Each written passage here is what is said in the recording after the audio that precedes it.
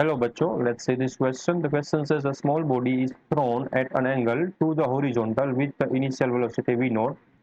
Neglecting the air drag, find the displacement of the body as a function of r of t. ठीक है, function of time r of t. तो एक body है, let suppose ये horizontal था and उससे कुछ angle पर v नॉट वेलोसिटी से उसको फेंका गया. तो ये बॉडी थी, ठीक है, एंड इस डायरेक्शन में उसको v नॉट इनिशियल वेलोसिटी या फिर स्पीड से फेंका गया. ठीक है, मैग्नीट्यूड गिवन है मैं. उसका जो एंगल था हॉरिजॉन्टल से वो हम अज्यूम करते हैं थीटा था.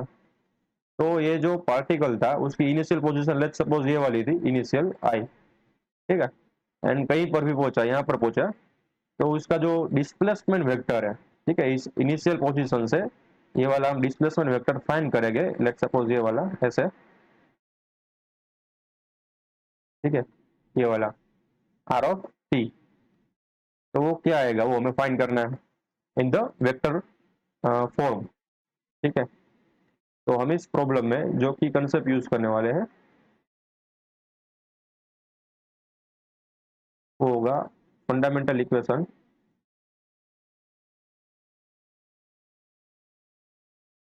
Equation of motion. ठीक है, जो तीनों हमारे पास इक्वेशन है उसमें से कोई एक अप्रोप्रिएट इक्वेशन का यूज हम इसमें करने वाले हैं.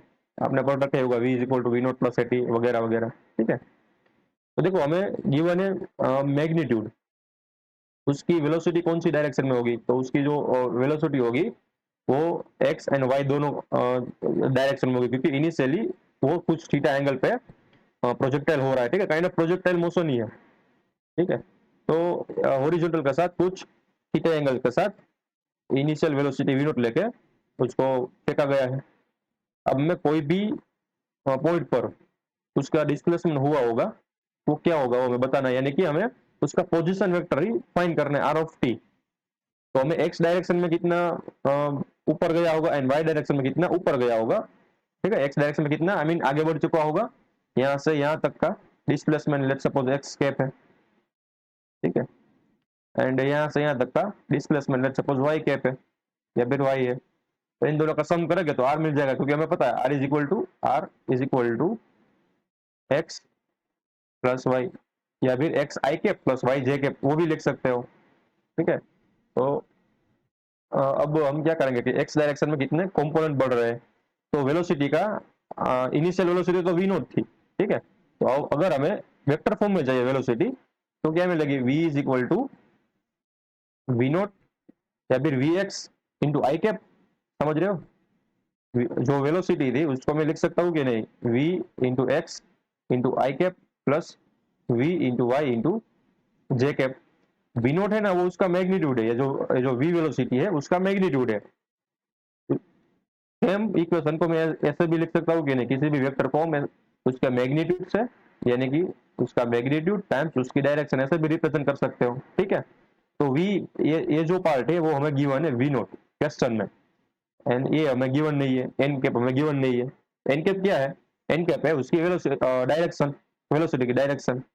ठीक है, बट हमें यहाँ पर इसका कोई काम नहीं है, ये वाला पार्ट का ही काम है. राइट, अब देखो एक्स डायरेक्शन में जो ये वेक्टर है उसको हम कैसे रिप्रेजेंट करेंगे, तो हम इक्वेशन ऑफ मोशन का यूज करेंगे. ठीक है, जिसमें ग्रेविटेशनल एक्सेलरेशन भी आ रहा हो, वेलोसिटीज भी आ रही हो एंड टाइम भी आ रहा हो. तो ऐसा कौन सा इक्वेशन है एक्स का, तो x can be written by we know that, यहाँ पर लिख देता हूँ, we know x naught is equal to v naught x t या फिर इनिशियल वेलोसिटी क्योंकि हमने कंसीडर की हुई है वी एक्स. ठीक है, ये इनिशियल वेलोसिटी है.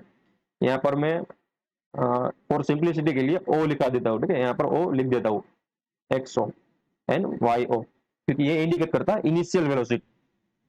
ये है वी नॉट. ठीक है, इनिशियल वेलोसिटी. तो x का जो फॉर्मूला था वो क्या था, d is equal to v naught t plus one of a t square वाला. ठीक है, तो यहाँ पर x के लिए अप्लाई करो, x डायरेक्शन के लिए, तो वो आएगा x is equal to v naught x cap t and plus आएगा one of times a naught x t का स्क्वायर।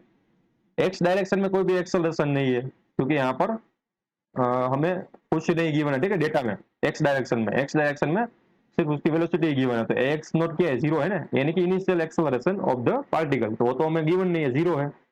तो यहाँ पर क्या आएगा, सिर्फ v x naught times t आएगा। एक्स एक्स कॉम्पोनेंट मिल गया देखो हमें, यानी कि एक्स वेक्टर मिल गया।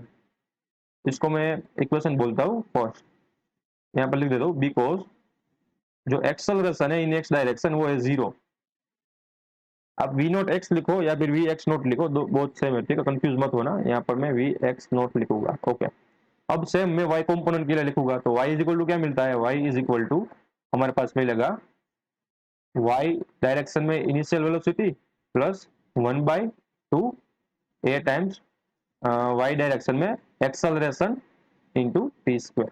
अब देखो वाई डायरेक्शन में ये जो पार्टिकल होगा उसके ऊपर कितना कौन फोर्स लग रहा होगा, तो उसके ऊपर नीचे की ओर ग्रेविटेशनल फोर्स लगेगा, जिसकी वजह से जो ग्रेविटी है ना उस पर नीचे की ओर डी एक्सेलरेट करेगी उसको, ठीक है, ऊपर जाने से रोकेगी ये जो पार्टिकल था उसको। यानी कि हमारे पास जो ए वाई की वैल्यू है, ए वाई नॉट, वो कांस्टेंट है कोई भी टाइम पर, कितनी है, माइनस जी जितनी है ना ग्रेविटेशनल एक्सेलरेशन जितनी, समझ रहे हो कि नहीं, राइट। तो मैं यहाँ पर पुट कर दूंगा, तो मैं वाई इज इक्वल टू मिलेगा v y naught t minus 1/2 g t square, क्योंकि नीचे की डायरेक्शन को यूजुअली माइनस लेते हैं और ऊपर की डायरेक्शन को प्लस लेते हैं। तो हमें क्या मिल गया, सेकंड इक्वेशन मिल गया, ठीक है।